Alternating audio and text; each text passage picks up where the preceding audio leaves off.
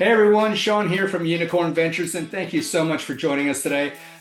Today's guest is someone I'm genuinely very excited to have on board today. And I was chasing Andrew for weeks and being very persistent, and he's had a lot going on. But let me tell you a little bit about Andrew J Nash. He spent over 3 decades building, fixing, leading, and scaling companies across US, Europe, and Asia Pacific. He's been the CEO, COO, an investor, board member, a venture partner, and an enterprise professor. And honestly, that's just the trailer. When I look back through his LinkedIn profile, it looked like he was born in a CEO role.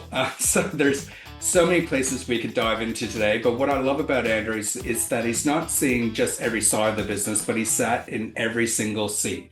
He understands what companies are going through, how to build teams that are really under pressure, and how to help founders raise money and guide a deep tech commercialization at the University of Melbourne. Now he's building Austral Impact to bridge the gap between brilliant research and real world companies. So for any founders listening today, whether you're validating your next idea, trying to scale without breaking the business, or figuring out how the hell the funding world actually works, Andrew has walked the road and he's going to provide some great value bombs. So today isn't just about theory, it's about 3 decades of global experience and putting it into plain English so you can use it starting today. So Andrew, mate, welcome to Unicorn Ventures Podcast.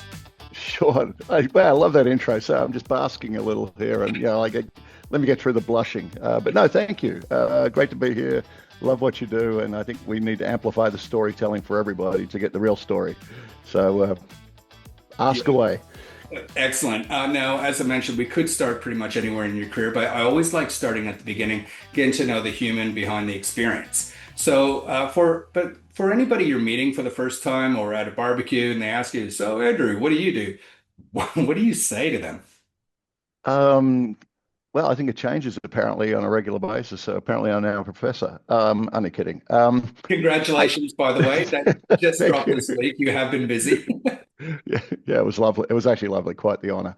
But I started, if I roll back to like for whenever ago, back, when I lived in the burbs and they were undeveloped and they had like apple orchards. So I'm a really old dude.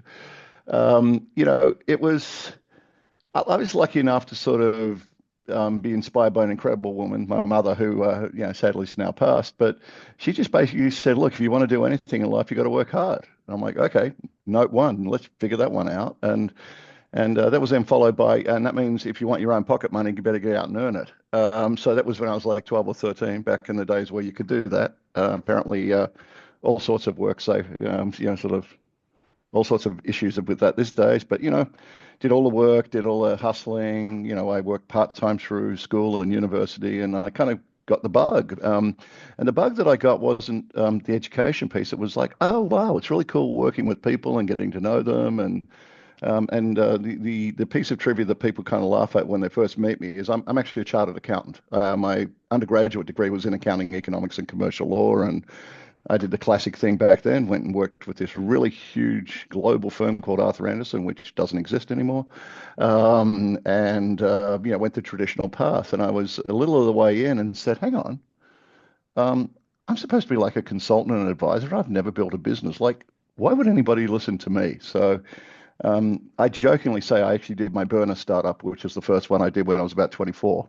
What was that? Um, so I was kept watching that this really cool technology industry was coming through, and not many people really could bridge the divide between the tech industry and business systems and the business side. And I'm like, oh, I speak fluent nerd and fluent bean counter. So let me see if I can put a fluent nerd and bean counter type of business together. And we built a small systems integration and advisory firm, and built that in a couple of years later, sold it to one of the second tier accounting firms. And, that was in and out. And it's like, cool. That was the cheapest MBA I ever did. I actually had to worry about payroll. I had to beg my parents, can we come around and have dinner because we're out of cash, can't make payroll, and can't even figure out on food. And, I was trying to impress my beautiful, girlfriend, who's soon to be wife. And I'm like, "Hey, this isn't going to work." So Right. So it you're was all the hustle of just like, all right, let me start one, let me sell one, went through the whole cycle. I'm like, all right, I get it now. Yeah. So basically it's a lot of stress. Make up, you sleep like a baby, wake up in the middle of the night crying. It's fabulous. So you're 24, and when you say we set up, like, did you build what was the size of your team? And how Well, did you bootstrap it you, yourself? so first of all, you'll never hear me use the word I as an entrepreneur Mm. because I is just wrong. You cannot do anything on your own. So yeah, I started it, but it was we. There was a bunch of team we put together. My incredible wife that put up with the nonsense, and I think kicked us out of the house when one of the guys actually put a coffee list on the kitchen of everybody's preferences, and she said, "Out, get an office." So it is a we type of experience, and it's because you bring the family, you bring your connections, you bring your community along with the startup, and I make a big deal about that. It's ultimately who's your posse, who's helping you. It's never an individual. Yeah. And was this before Deloitte or Deloitte? Now, way before, way before. I went back to Anderson after that, and then flipped out after that. Went and worked with a little emerging technology company that was sub-billion in revenue. You might know them, Oracle. And I kind of saw hung that out with them you and did a dropped lot an of the announcement today as well that you're getting to partner with someone you knew from way back when at Oracle. over 30 years ago. Yeah, that's fabulous. You build great friendships and do a lot of businesses with each other. So we did that one. And then there was this emerging tech coming through called from Germany called SAP in the early to mid 90s. And I'd heard a lot about it, mostly in competitive positioning when I was at Oracle, and it kept coming in. And it's like, good God, what is this software? It's getting incredible mind share. So flipped sideways and started Australia's largest niche SAP integration firm that we added, 250, 300 people within 2 years, and all Wow. across Australia and New Zealand. We went up to Singapore, Taiwan, and I worked with ultimately, the Japanese team as well, helped them build the practice. So that business was acquired by Deloitte. I stayed on for, um, I think, 2 or 3 years post acquisition, and that was actually what got me to the United States. They asked me to come over and run a global practice for them, and that was, mid to late 90s.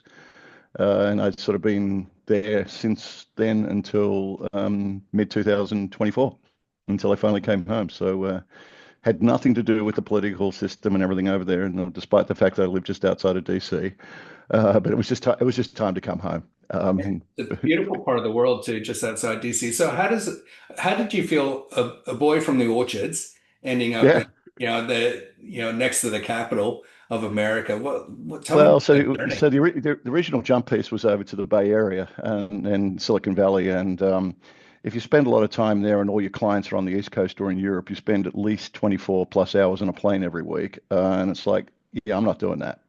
So I lasted about a year or two, flipped over to the East Coast, and because most of my work was literally all over the world, and I needed to be somewhere that was kind of equidistant, and the travel was pretty heavy.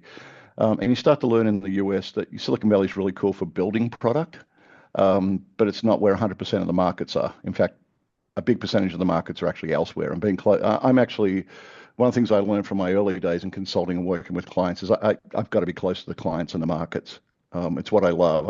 It's the raw listening and the feedback and driving it back into the company and the product lines was what I love. So that was why I flipped up, over that way. But yeah, I live just outside of DC in Northern Virginia, and anybody who knows it, it's wonderful. For those who are really hardcore, we lived about a mile and a half south from the CIA Langley facility, and we had a lot of spooks in the neighborhood who, Oh, spoke into their wrists and things like that because we may or may not have had people who worked in that area. Just saying. Mostly they're international consultants or otherwise. Boy, this is going to get me into trouble. This is going to get back. this is going to make for the outtakes for sure. So, okay, so you went from advisory and went, okay, this Yeah. is me, and then you start up some companies and software companies where all of a sudden you're in a very senior role. Was that something that was just organic for you, or was it something you put your like? Well, I I think I just, People struggle I to make that you jump. know, I am the storyteller, and I think, in many respects, I just, my punchline is, look, I sat on top of the volcano when it went vertical, and I just hung on for dear life. The reality is, yeah, I got lucky. We got the company acquired by Deloitte. Deloitte, I ended up with a very senior position there. I ran a global software practice for a company called Baan, BAAN, which was the Dutch Microsoft at the time. Yeah. And then Baan Company asked me to come over, and I went over and ran hundreds of millions of revenue worldwide and joined the board and was one of the 6 global executives running that. So in many respects, I just got elevated up, and I then had the opportunity and more additional opportunities. And as the bubble was about to burst in 2000, a lot of the senior execs were jumping over to, we call them bubble companies, and there were plenty of them. And I decided that, my heart wasn't in massive scale. My heart was really in early stage. So I actually started 2 companies around the bubble. And I joke it was a 1-1 record: built one, sold one, built one, shut one. And the one that we thought to be great actually didn't turn out to be great. And I learned a couple of lessons there as well. We grew from 0 to 4 million in revenue in less than 6 months. And we're looking like we had potential acquirers lined up. And then I learned a really key lesson in the entrepreneurial cycle, which is a thing called optionality. Don't ever think that one person's going to acquire, therefore we got the deal done. If you've got 3, 4, or 5, okay, let's play them off against each other. Let's see where it's going. So sadly, in that company, we had 2 acquisition offers, and if I ever write the book, it's actually one of my best friends in the world whose company was public, wanted to acquire what we had because he thought it was cool. And their advisors, who may or may not be of Goldman Sachs or similar, I won't go there, advised them, look, we can't acquire them. It's going to have an EBITDA hit at the quarter, so we have to step away from the transaction, even though we'd sort of in principle agreed to an acquisition. All right. That was a big learning lesson for me, because it was like, oh, just if you think you build a company and you can get it sold and whatever, don't think that you've got all the factors covered. And it was at that point in time the markets were turning, everybody was becoming EBITDA sensitive where it wasn't pre-bubble. And it was just that juncture where, something that looked like a good acquisition a month ago is now no longer a good acquisition. And it And was, I actually had to go back to the venture capital firms and said, I think the markets have turned, guys. We can throw more money in here, or we can just wind it down. And ultimately we wound it down because we just said there's not enough money we can throw into this with such a train wreck in the market with the bubble. And that was a tough conversation. yeah, so what was that company? What were you doing at the time? Like, what was the purpose of that company? So we built a what would today be a collaborative marketplace in the supply chain, and collecting suppliers and industrial manufacturers and exposing products for scaling. And we had literally Fortune 100 companies as clients. So you think, oh, we're safe in the bubble. We've already got these big clients. We have revenues, but it turns out when you have those sort of market turns, they don't all make it through. And the other one that you built and sold, what was that one? That was kind of fun. When I was at Barn Company, there was a piece of software called Vignette, which was a content management platform for websites. And I just kept hearing how hard it was for the marketing team to find people anywhere in the world who had any skills. So I called up a buddy of mine who's really cool at content, and we've done about 6 companies together. I said, dude, let's go and find as many Vignette developers as we can and put them all in one place. So after 9 months, we found 75 of them, picked up a bunch of working contracts, sold it to a Canadian company, and managed to exit that puppy. So a big part of what I'm hearing is you've identified problems, real problems, and I guess early trends, and then looking at the problems that they're solving and then bringing them together. That's it. Is that been your blueprint pretty much the whole way along?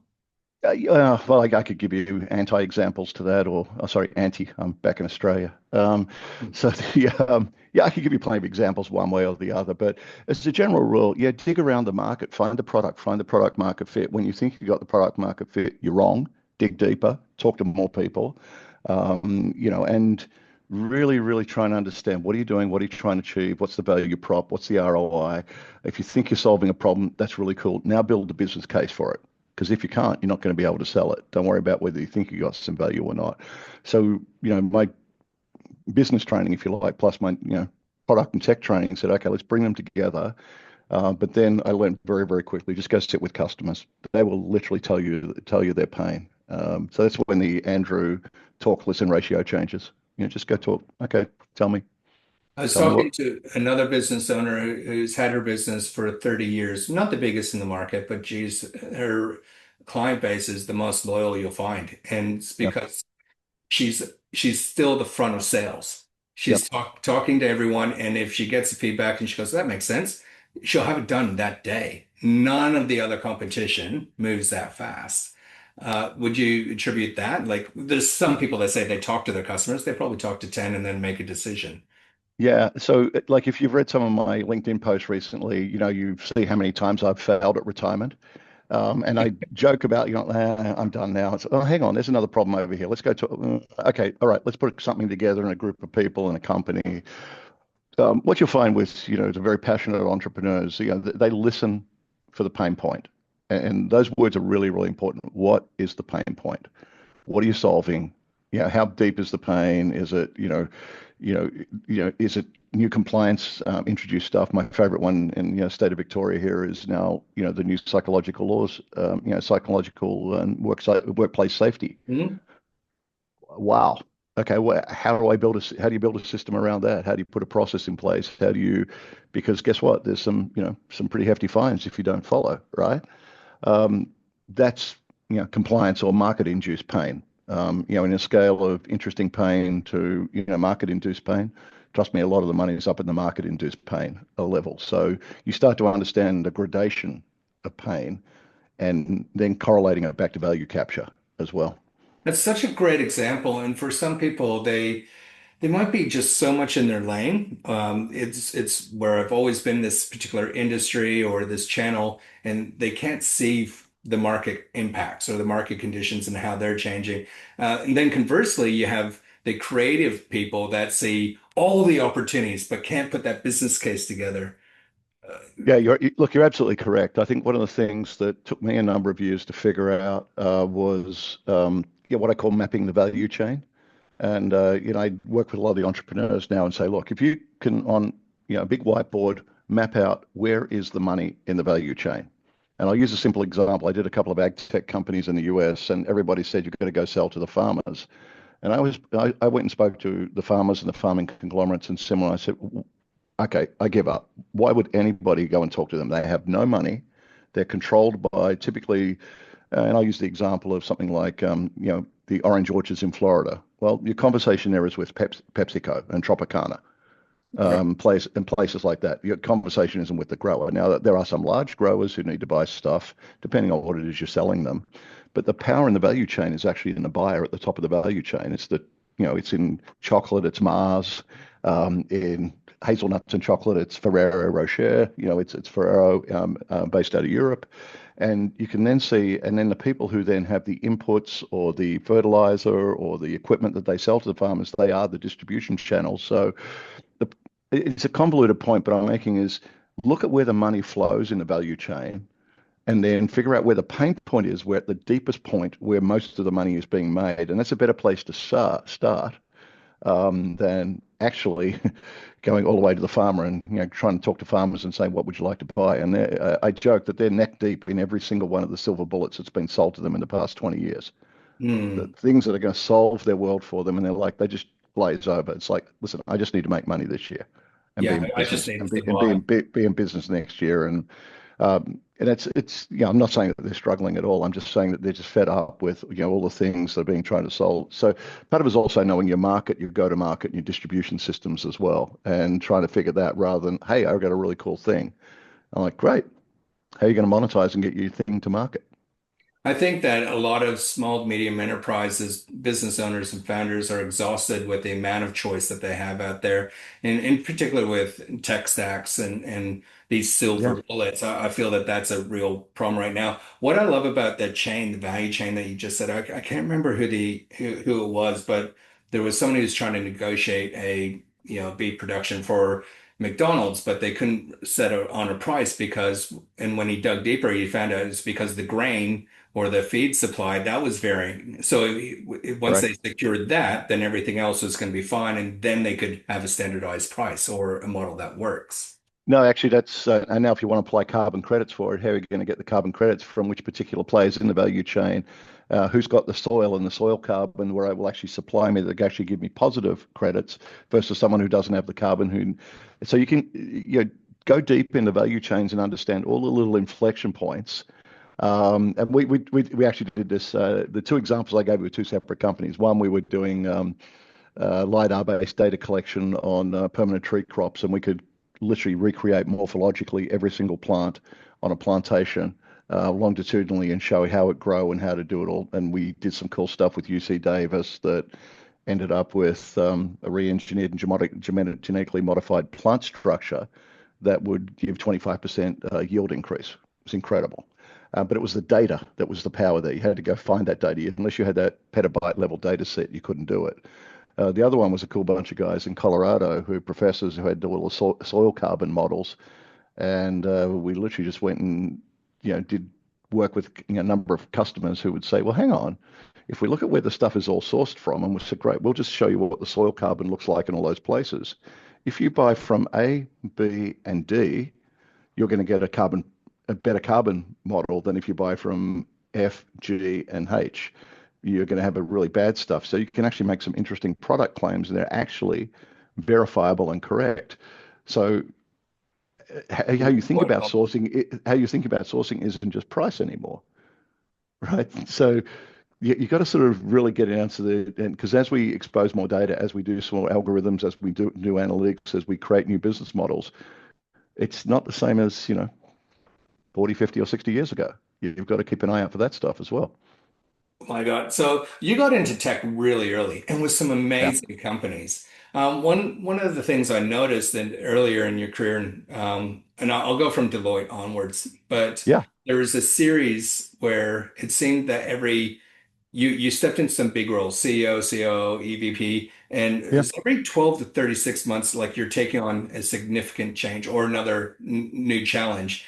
That window of opportunity of having to change that company and culture or direction, that happens in such a short amount of time before, like I know some CEOs been in the seat for 5, 6 years and nothing's changed. Like you effect change straight away. Tell me about that. Yeah, so so first of all, it's a bit of the curse of the technology industry itself anyway, because we're innovating, we're changing, we're bringing new products to market, markets are moving, we're putting partnerships, we get acquisitions, you get divestitures. So, basically, people who say you're a serial entrepreneur, I'm like, I'm kind of a serial transformation guy. We're either going to start it, grow it, start it, change it, start it, move it around, start, divest. So you've got to get used to the pace, the ambiguity, and also the ability to actually just bring people along. And it depends on the circumstances. I'll give you two or three different examples. The one fun one I did after not so long after I did those, the 1-1 draw. I was sitting down with a buddy of mine where, yeah, trust me, it was a 1-1 draw. Yeah, Um, I like it. I was sitting down with a buddy of mine, and we were, literally goofing off and big whiteboard, and we're saying, "Oh, look at all these companies that just blew up in a bubble. Wouldn't it be really cool to go and turn around one of them?" And we're like, I think it had to be at least 2 or 3 glasses red deep, and we were, putting a list, and I literally got a phone call from one of the people on that list 3 days later, where I went in to be the chief operating officer at a company called Broadvision, which was at the time, one of the top two, well, top two, top three, or whatever, e-commerce vendors on the planet. And in the bubble had a market cap of greater than General Motors. The day I walked in to turn it around, it was $100 million US total market cap. And it had been crushed. 99.9% reduction in stock price, bleeding cash. It was a disaster. We were about, I'm going to do the numbers off the top of my head, but someone can do the research and quote me. But it was about 250 million in cost structure per annum, about 110-ish million in revenue. You don't have to be a genius unless you got 400 or 500 million in cash on the balance sheet. You're out of business pretty quickly. Yeah. So that one we got turned around in less than a year. Cut the cost structure, got it back to profitable, got it back to cash flow positive. Had to right size the company. We got the stock price up, probably 600 or 700%. There were a lot of happy shareholders in that transition. But to your point, that was 12 months. And stuff all over the world. I probably did 250,000 miles. So I have to 400,000 kilometers. Sorry. I'm still doing it. I'm still doing Yeah. it. Flew all over the world, had to get stuff done and fixed and put teams in place. The key on that particular one, we about 50% plus of the team. I just had to pull in immediately a bunch of people I knew exceptionally well, because the old folks who used to be there when you had the Vegas parties and who were spending all the money at the big sales kickoffs didn't know what just happened, and they weren't ready to transition. We had to bring in very clinically a team that said, okay, let's get this done. And we did. We had to take about 900 staff down to about 350, which was, it wasn't just, yeah, not knocking off a little scab on the top of your hand. It was, all right, surgery. And it taught me one thing. Hadn't ever done anything as dramatic as that. And it taught to me that the same passion with which you start a startup or even a transformation initiative is exactly what you need to do in a turnaround. Have a clear plan of what you're doing. Keep everybody on the same page. Keep communicating to them, and literally, just work tirelessly at the result and actually share the results as you're getting them. And it turns out you can apply that whether it's going this way, that way, up, down, or sideways. That was an interesting skill and one I never thought I would ever have skills in. Now, the bad news is people thought I was a turnaround dude after that. I'm like, oh no, I'm back to startups.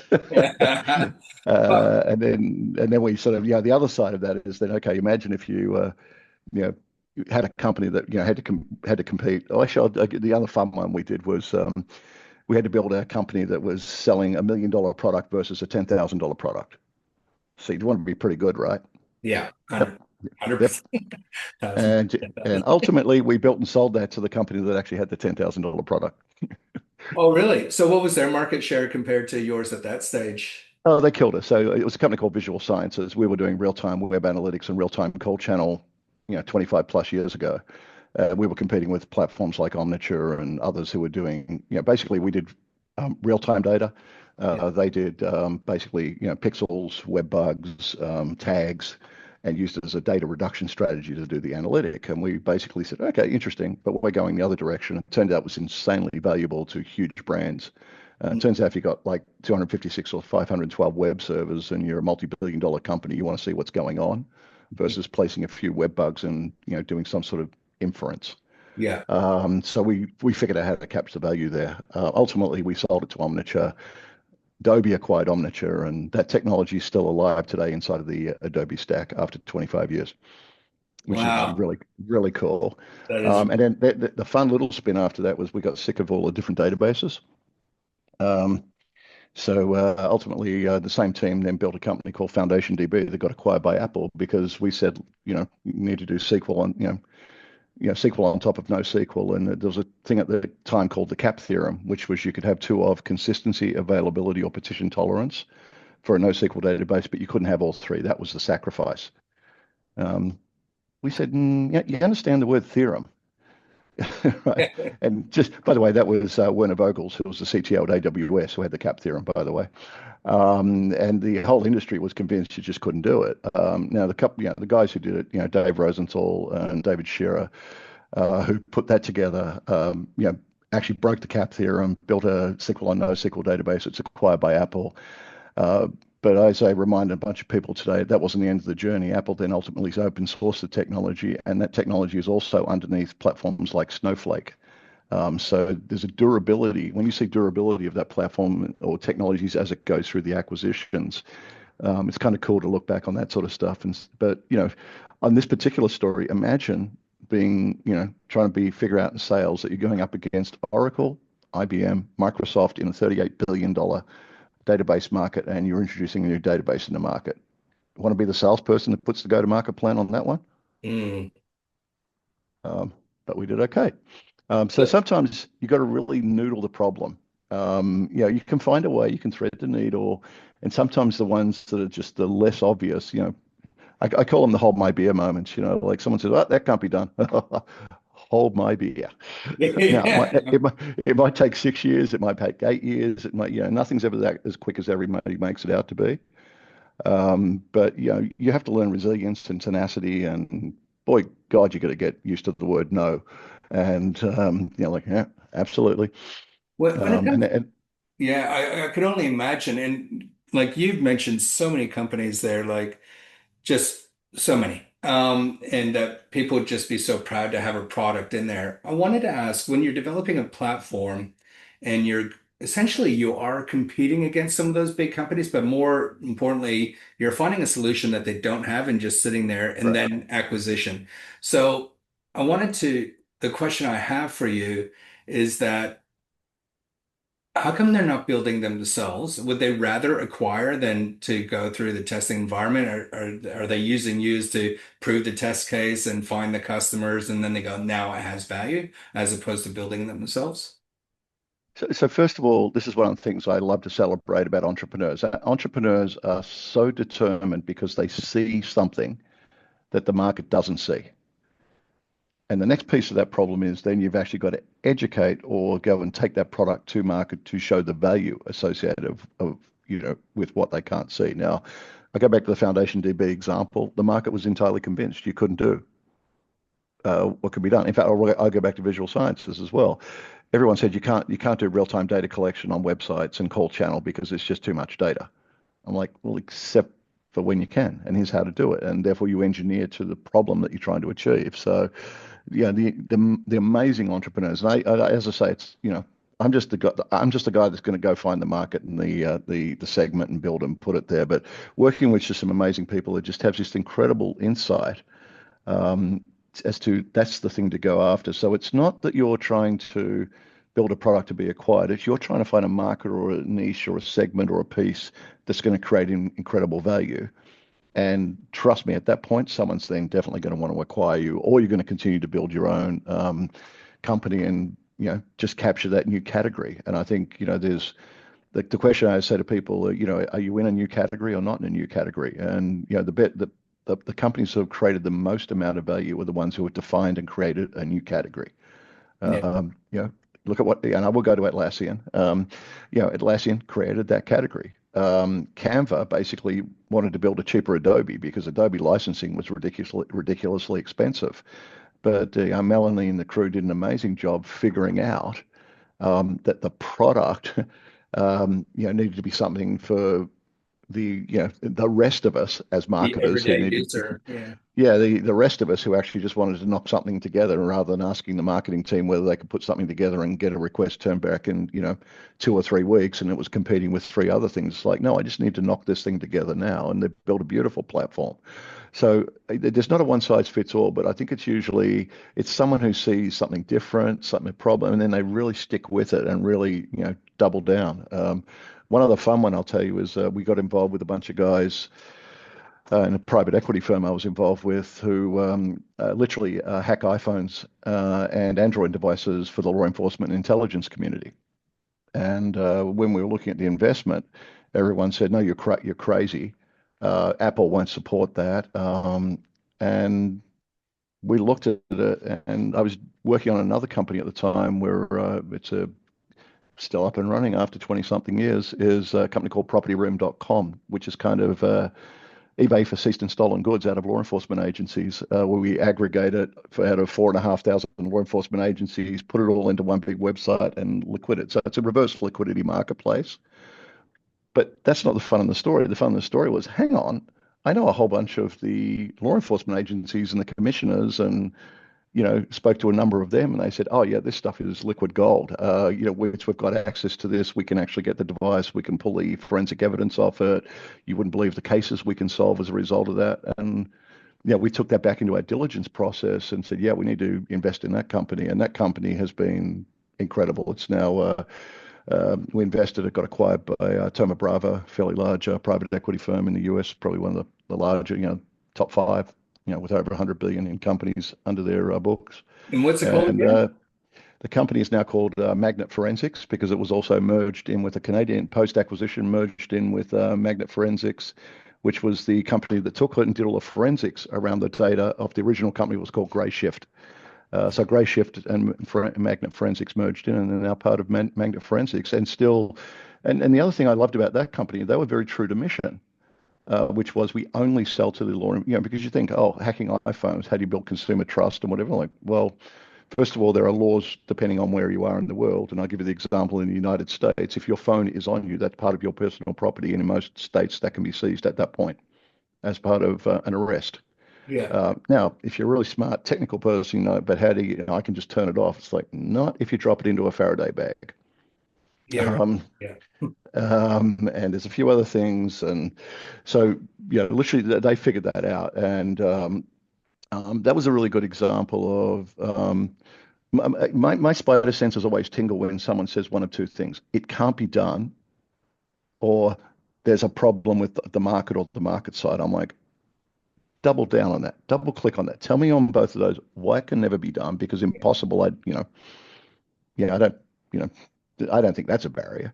And then on on the go-to-market side, well, like, explain to me why, that's a barrier and what could you do to How can we get across? change that up? And, so, to me, when you sort of start to see that, they start to become patterns. You think, oh, so now we keep looking for things of like, nobody wants to go there. Wonder why not?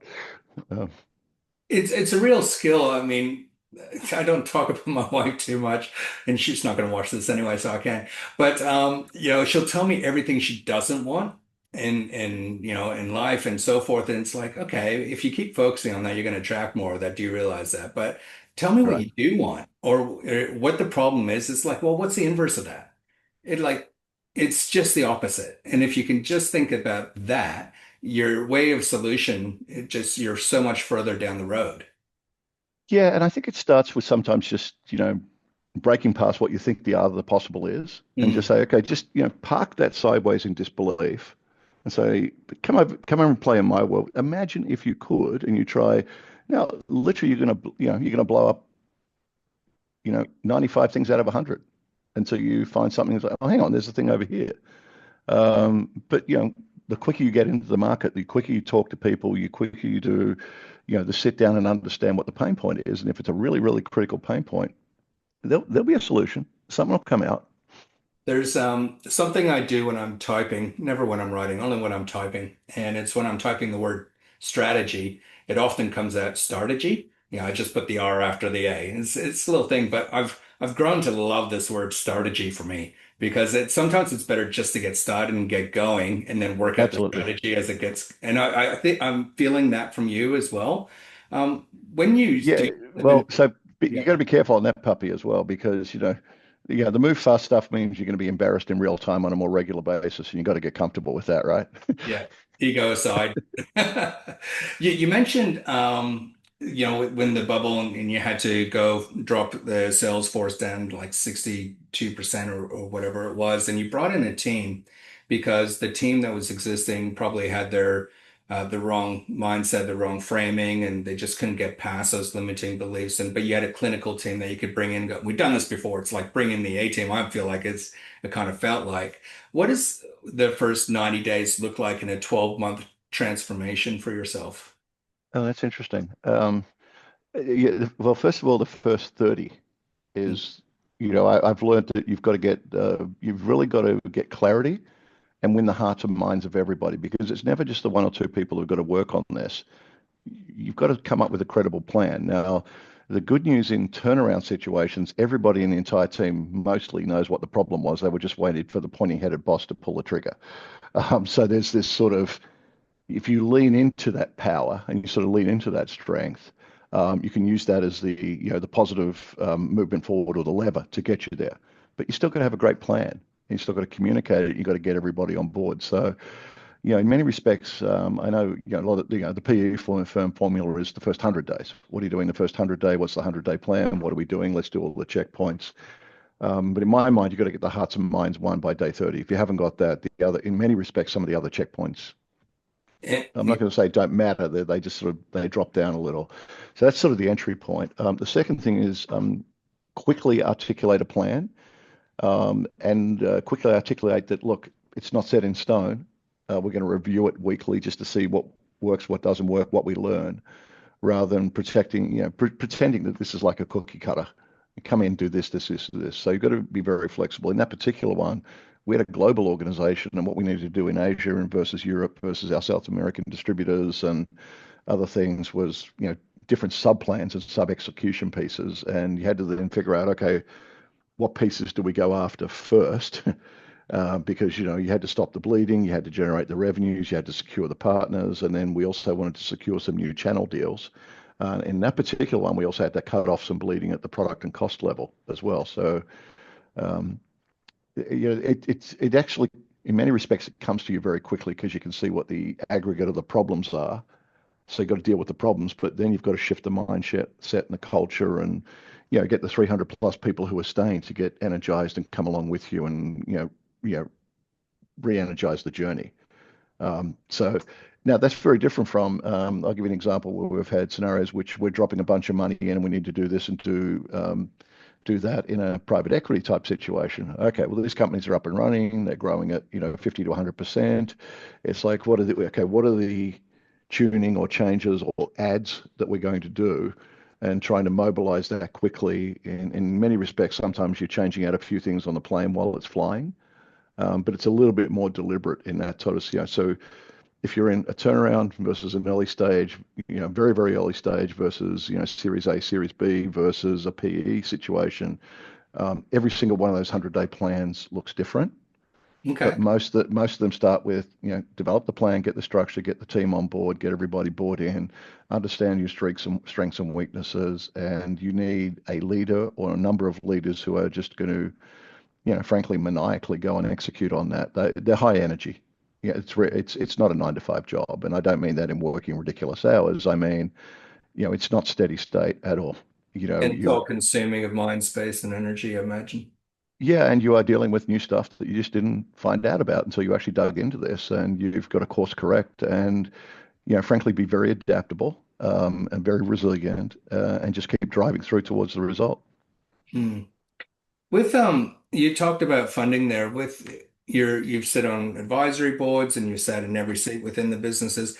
From Deloitte to today, what percentage of the companies and businesses that you've worked with have had to require some outside funding versus, just being able to grow organically without that support? I'd say almost 90% plus of them, because even if you've got a business that is growing, you are looking at, debt financing, or if you're, we had a public company at one stage, we needed some growth financing and, pulled $250,000 in onto the balance sheet just to continue the growth and some of the acquisitions. So it's rare that you can create a magical business that's like the beanstalk and goes straight to the sky and produces beans forever. Yeah, there are some that actually are, cash flow positive and doing incredible, business. But, raising capital, having a strong balance sheet, making sure you got the right amount of capital and the right investors at the right stages is frankly an important part of any company. Doesn't matter whether you're, a white piece of paper on a table and you're doing a startup, all the way through to, well, public, or, $1 billion in revenue and sitting inside of a private equity firm's portfolio. You all require capital, and then you need to understand all of the different types of investors as well. I think that was probably, if I had to give one lesson to my younger self, is there's probably about 25 different types of investors, depending on stage, depending on size, depending on geography. Am I doing, for example, if I'm a SaaS company, can I, finance my receivables, in a non-dilutive way versus raising capital? So you learn this incredible, and again, it's a value chain up and down depending on where you are in that journey, Yeah. and knowing the differences and nuances between each of the different investor types. And usually, if you're listening very carefully, they'll tell you which type of investor they are. And it's not a one size fits all.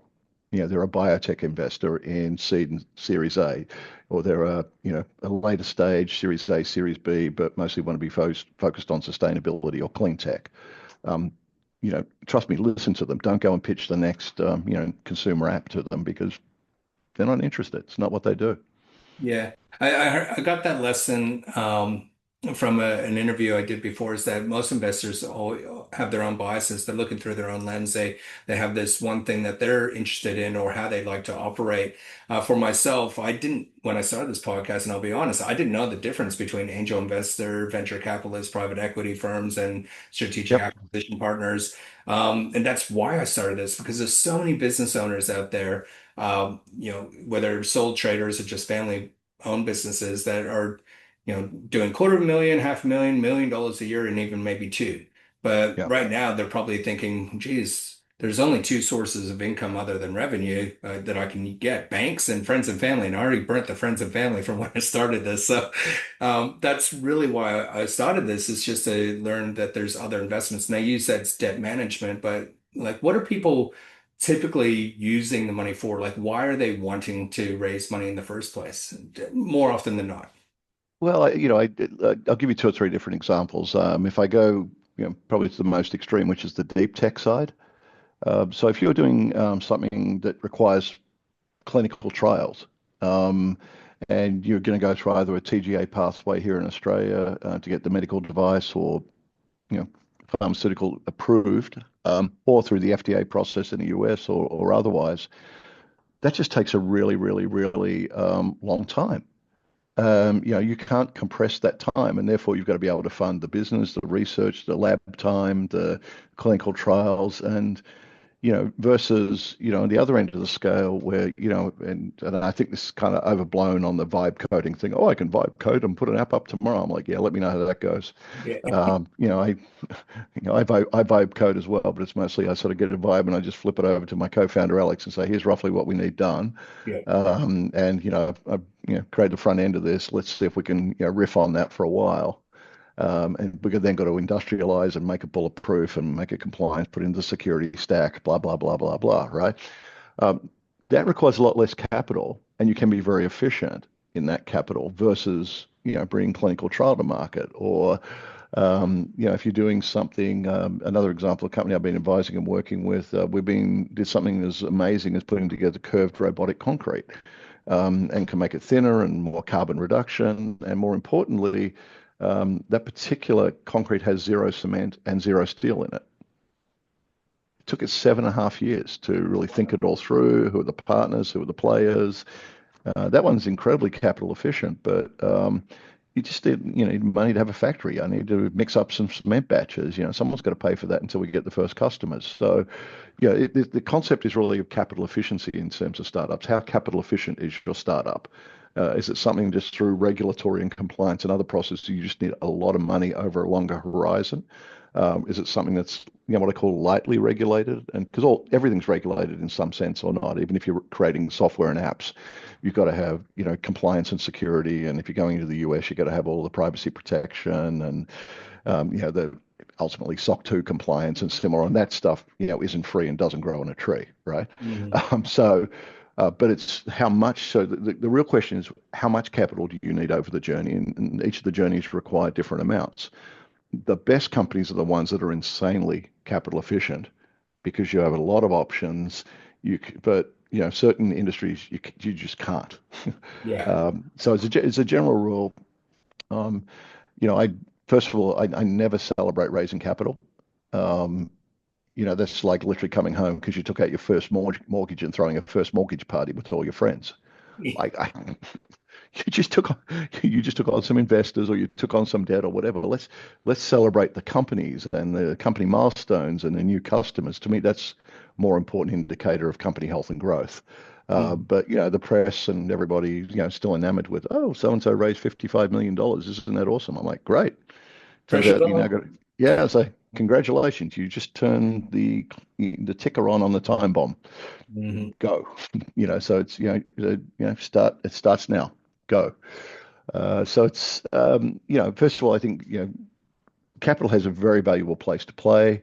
I have to put multiple hats on here as an entrepreneur and a venture partner and an operating partner in a PE firm and say, I've sat both sides of the table. It's all about putting great people around a great business idea and then putting it to work. The whole horror story thing or celebrating this or doing that, that's interesting. But you're going into business with someone. It's, in many respects, the day you take dollar one in your business, you've gone into business with someone.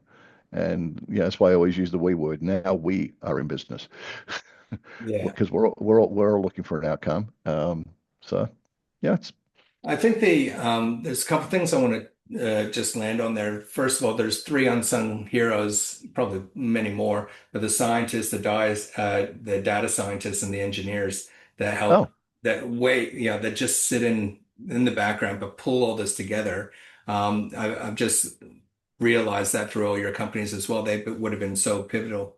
The other thing that I just picked up on there when you're talking about the concrete company was that you leverage other partnerships, other companies, and the data or information or resources of others. And because of your approach and many of your other companies identifying a problem within market conditions and so forth, I suspect you've done that quite a few times. Uh, always. So. the concrete companies were trying to figure out, it was like, oh, we need to just go tell, educate the market that we got great stuff. I'm like, okay, first of all, there's building standards, there's compliance standards. The architect, the designer and the architect has to design the product into the building that's going to be built. That's got a long lead time. There has to be approvals. And that particular company, we are working on some stuff on the Northeast Link here in Victoria. And even the product had to be certified by Department of Transport and Planning and blah, blah, blah. So you've got to go through all these gates all along the way. What you're trying to do is also, and I'll come back to the word posse, try and bring your posse together of who's going to help me get through the gates quicker. And an example on that particular company, we bought a very large player in the precast panel space, who knew this inside out and back to front, and actually bought that person, that company, but it's the individual who's the owner of that company as an investor into the space.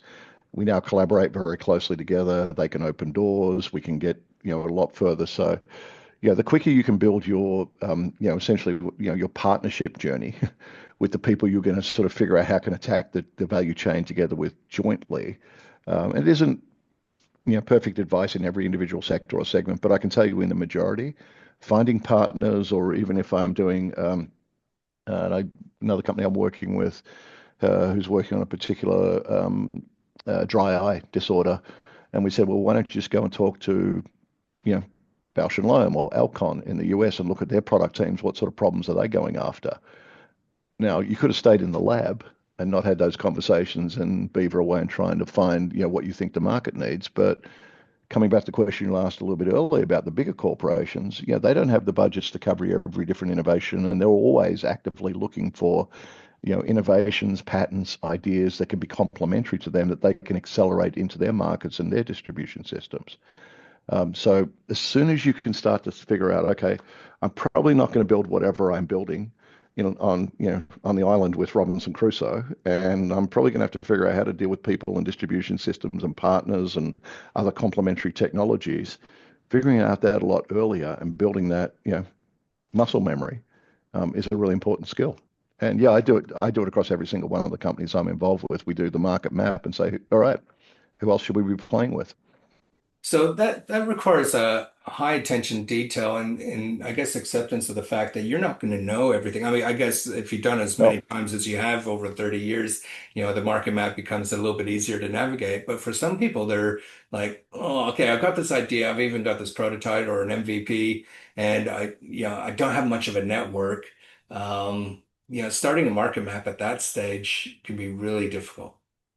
look, it truly is. And I feel like I start with a blank piece of paper every single time. And it's like, now we're going into market X or segment Y. And I'm like, all right, let's do quick desktop research. But I want to come back to the word that you said earlier, which is the gold in the conversation. It's the network. Mm. Okay. And a lot of the entrepreneurs, and whether that's the scientists or the developers or the marketer or the person with the idea, don't put enough time into networking. Um, Why do you I've think that looked. is?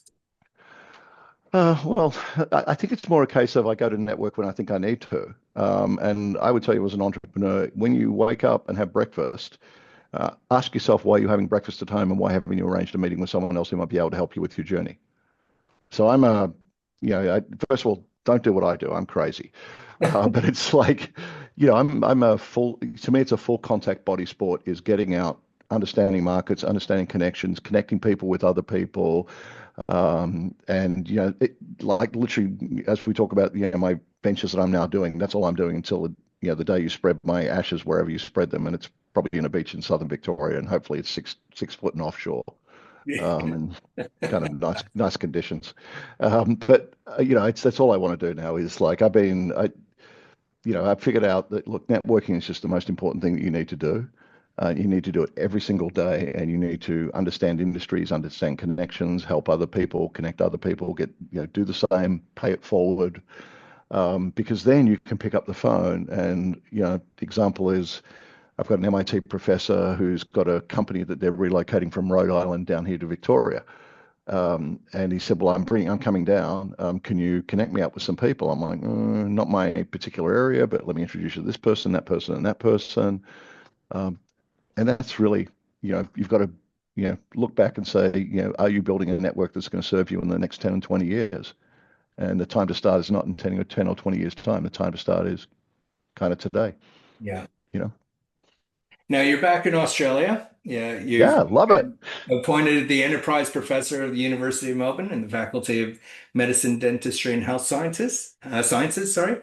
Yeah. And you're building Austral Impact. Tell us about Austral Impact.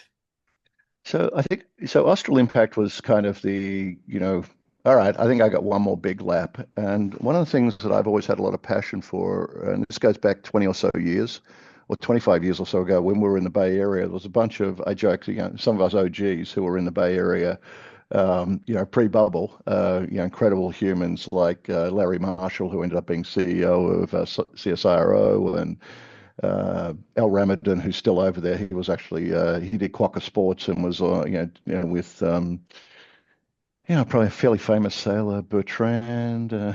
Like so. In the America's Cup and doing that sort of stuff. Al did some fabulous work at Macromedia, got acquired by Adobe. He now has an amazing agency called Play Bigger Advantage that is into the category and category management stuff in the product space and marketing around that.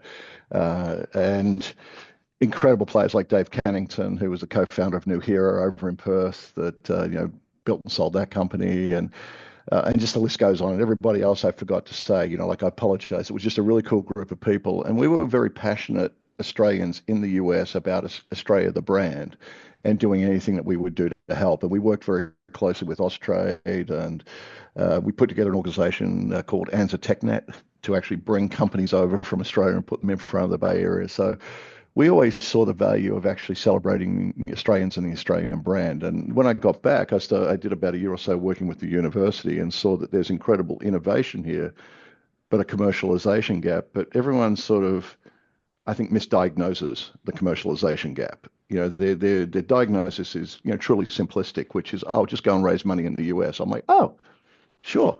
Just go to the US and raise money, because they never have anybody from any other country anywhere in the world coming over to raise money with them. So, oh, Yeah. it's that simple. Sure, no problem. Or the other one, which is, it's, what's the biggest market, go over there. And I'd say, well, hang on, it's not just a case of money, it's actually expertise. You can't literally leave Australia and then just turn up in the US and say, no, I can be effective in business. I could give you 3 years of scars of what I had to learn in the first 3 years as an operating executive about the laws, the execution. You realize that it's 50 different states with 50 different sets of laws, and then even individual counties have different laws. And like, oh, okay. So I was the thinking about level, that when you said the carbon, oh, it's yeah, like, then you have to navigate each individual state. Yeah. that's the deal. And then you've just, it's truly just the level of complexity is like, I always use the Zelda game playing, and I'm like, it's like, all right, congratulations, you mastered level 1 with the sword, and you're lopping the heads off flowers, right? Yeah. Okay, and you're going from level 1 up into level 9, with a master battle with the demon, or and you're flipping from that level of complexity to this level. I'm not saying Australia's simplistic; it's just different. So you Yeah. can't operate this way you do there. And you probably heard in the way I react to questions and things like that. I'm probably 80% American mode most of the time. It's like, man, he's pretty direct and he's fast and he's this.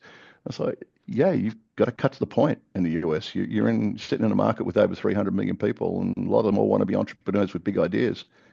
Well, Get I to the get that. point. I get the Get to appeal. the point. Yeah, I get the appeal of why people look at America as like, that's going to be my exit. That's going to be like, I think it just comes down to many Australians, New Zealanders, we have had success overseas.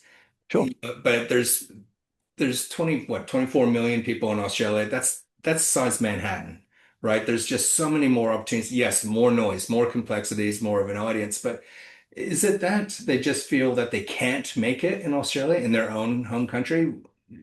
Look, I can't talk for everybody else, but mine was, look, I need to take a shot at this because I never forgive myself if I don't, and I loved it. Mm. And I'm a dual U.S. Australian citizen now. I'm thank you IRS. I'm taxed for the rest of my life as an American. But no, any kid. The it's I'd encourage everybody, and whether it's a US conversation or a China conversation or a Singapore or Hong Kong or a London or a Netherlands, go see the world, go figure the world, the different markets, because what you learn in those other markets is just as powerful in this market. And I think the best companies are the ones that actually continue to operate between countries. Mhm. And it turns out we've had just an incredible string of wonderful entrepreneurs. I think our most recent one in the past couple of weeks, I love Rob Skillington, who was the co-founder of Chronosphere, and they just sold that to Palo Alto Networks for 3.3 billion US dollars. That's 5 billion Australian. And Yeah. they did that in a fraction of the time that Atlassian or Canva did. How long did it Um, take them? How many years was it? Five? 6 or 7 years. Yeah, wow. And the latest round, the last round they did, I think, before acquisition was a $200 million US round. And it's a great story. Martin Mao, who's a graduate of University of New South Wales, and Rob Skillington, who's a graduate of the University of Melbourne. A couple of guys ended up working at Uber together on a piece of software called M3, which is an observability platform on Uber. Took that sideways, and they went into the observability market and built that from what they learned there. Crushed it and got up the curve and just acquired by Palo Alto Networks. I love those stories. And how big was Uh, their team, roughly? Do you know, offhand? Like, I'm not going to do that justice, but it grew to a decent size very quickly. yeah, okay. And Rob sort of split, Rob and Martin both, over there. And then Rob sort of came back a little more recently, but but they committed. They went to the market, and then both of those entrepreneurs have worked for multiple companies in the United States over 20 years and made the commit to move the family and do all of that, and now just wildly, successful in doing it. But they had to make the commit, and bi-coastal for them, I think between Seattle and New York, they both live there as well. We're seeing that when we've heard that Australia and New Zealand's certainly get further down the road than many other people before they start asking for money. It's actually a really great trait that we have down here. That people are amazed, like, wow, you guys have actually got some, you got customers and you've taken a long way.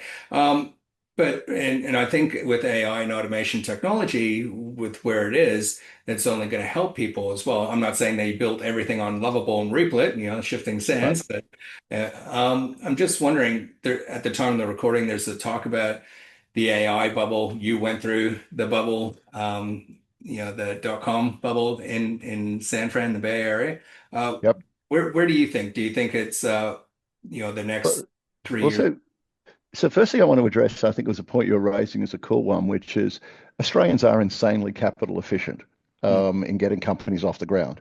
And it's not because we're insanely capital efficient, because there's an insane lack of capital. It's actually Yeah, pretty. it's actually a self-reinforcing loop. It So it's like, has to. okay, the really great entrepreneurs say, okay, here's the only thing that's available to me. Let me find a way. And I joke. People say to me, "Well, how'd you do your first startup?" I said, "Oh, the old-fashioned way. I had 4 or 5, incredible banks who were prepared to offer me a second mortgage, and that's what we financed the first company on, was as big a second mortgage as I could get to fund and grow the company that we built and sold." So I think there's a lot of joy now that, but Australians actually, and I think it's more a capital market reflection than, we're just, miserly and really insanely efficient. It's just we have to be, right? Mm. Relative to the United States, in an early stage seed or Series A raise, you can do 5 to 10x what you can raise here. And that kind of gives you sometimes a false sense of, I've raised a lot of money, therefore I'm successful. It's like, nope, you better be frugal, because otherwise, if it doesn't work out, you can have a very painful next round. Mm. But coming back to the AI and the AI bubble, first of all, being the old dude who's in his 60s and has seen a lot of the movies here played out over 40 plus years, they're just cycles. AI is a big seismic shift, and it's not just because of AI per se. If you look at the amount of compute, the networks, the chipsets, this is the perfect storm of a lot of technology coming together to actually be able to enable this. Artificial intelligence is not new. It's 40 or 50 years old. What is new is the scale, the compute platforms, the different models. And what we're going through is the first wave of any ingestion, as happens with every technology wave. Okay, there's something big here. Let's see how it drops out. Now, can I be a fun pundit and say, well, let's just see the token price drop to, a race to the bottom? That's childish. So I think, the next phase, I think, in my mind is Yep, there's a lot of overvalued stuff, and it's not all going to make it, and that happens in every single technology wave. So let's kind of park that point. The other pattern, which is an interesting one to watch, is that the second phase of all that sort of stuff is really where things take off. Okay, here's what we learned. Here's how I can now apply it in an individual industry or segment, or what happens in the second wave, which is one of the bets. I'm also launching a company called Kemu, Kemu, which is an AI and ML orchestration platform that we've been building for the past 5 years because we were betting on the picks and shovels play. And the picks and shovels play is always available in every technology cycle. Mm. Just literally selling the infrastructure, the tooling, the picks and shovels to pull the dirt out of the ground in any of these rushes. I think you're seeing a lot of those new technologies. So technologies on things like explainability, technologies on AI security, new MCP platforms for essentially like APIs, basically, but Yeah. they're big APIs because I don't know what's being shoved into that context bucket. So there's a lot of that stuff that's actually going to come through, and I think that a lot of the value is yet to be fully reaped. But as with all of the prior these curves like this, yeah, there's going to be some big frothy valuations, and not everything's going to make it. But there's a lot of incredible technology that's come through. There's a lot of that is yet to be exploited. And the other example I give you, even on our platform, uh, I'm very vocal about this. Everybody talks about AGI. I'm like, interesting. Don't think it's going to happen, Mm. right? So that's one area. It's like, what? There's one big, general AI that's going to cover everything. No, I'm all about, I think, more specialist ones as well. So if you're doing something in the medical or drug discovery, I want to have a drug discovery platform, and I want to have a drug discovery LLM, and I want to have specific functions. Those are going to start to come through, and they're going to be very powerful plays. The other one I think that is kind of a nice white space is actually the fact that a lot of stuff is built and deployed at the edge, or should be built and deployed at the edge. Not everything can round trip to the cloud on a big, massive LLM, and you can build VLMs or SLMs down at the edge, and basically execute. So if I've got a small AI in the HVAC system here in an office, do I fully need to be connected to the web and do this? I can Yeah. put some of the data up there and whatever, but I want it to execute its local intelligence on a local chip. And now that we have TPUs and MPUs and other new chipsets to be able to do that, that's where the next level of proliferation is going to come. So I'm actually very, very bullish on the whole AI environment. I think yes, there'll be some spectacular messes along the way because the valuations are just mind blowing. Um, Mm.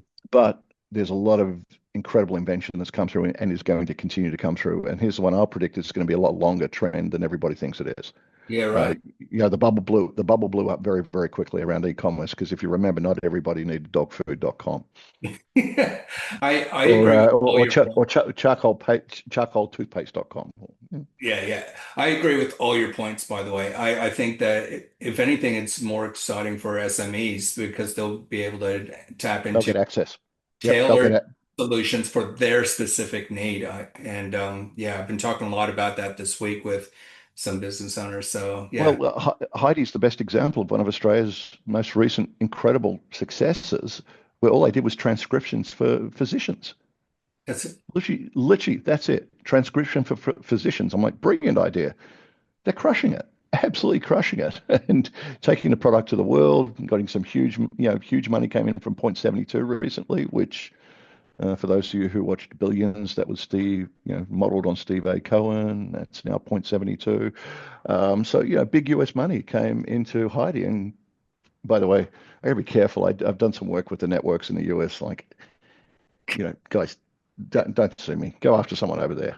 Only kidding. this is just entertainment, It's so tell me, how is Austral Impact helping Australian organizations? I just want to close that loop because we didn't quite finish that. Yeah, no, I don't like to talk about my companies, haha. And What we looked at was, I think the big missing piece is just expertise in the ecosystem.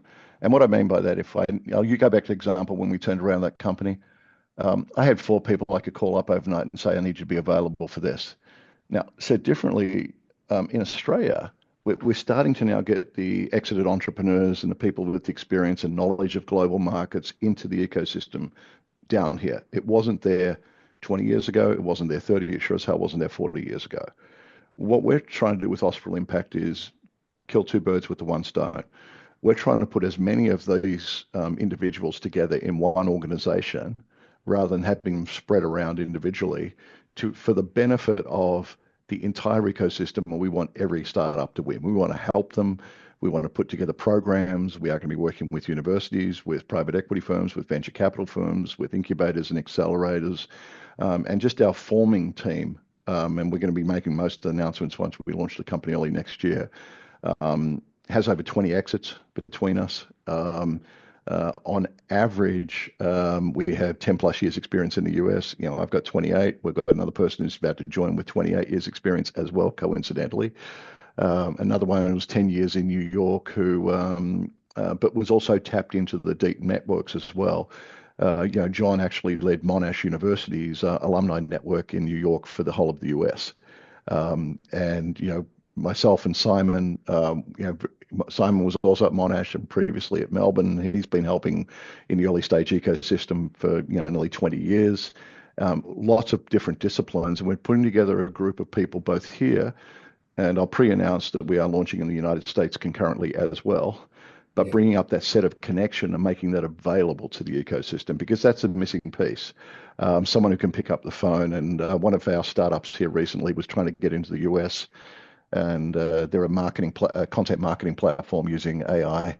And I said, let me get you a buddy of mine who used to be head of the content research at Gartner and is a 3-time CMO through three unicorns. And I'll say who it is. It's Jake Soroffman, wonderful buddy of mine, who was a CMO at Pendo, and we've done a bunch of companies together. Jake helped them get their first customer, like that. So again, if we can build that fabric and build that sort of network in a more deliberate way, it's the way to think about it is we're trying to build a for-profit ecosystem with a bunch of experienced folks who just really want to give back and have fun and really experienced at doing it. So that's kind of I'm going to call that my last chapter, and then I'll go a little bit more surfing. Well, I look forward to getting involved and following your journey as much as possible. That sounds amazing. Like that's solving a huge problem for so many Australian companies. So good on you for doing it. Now, we have traditionally finished off an episode with an AI idea of the day, but I want to do something different. I want to ask you 5 questions, and each one I just want a 1-sentence answer. Oh, God bless. All right. Let me just rework the brain mouth filter for that. So, because I also know you're short on time, you've been extremely generous, so thank you so much. So, one decision in your career you're most grateful that you made? Going to the United States. Yeah. One mistake you'd love founders to skip? Trying to do it alone. One question every founder should ask before raising capital? Do I need it? I knew you were going to say that. And where's the best place for people to follow you, your work, and to get involved with you?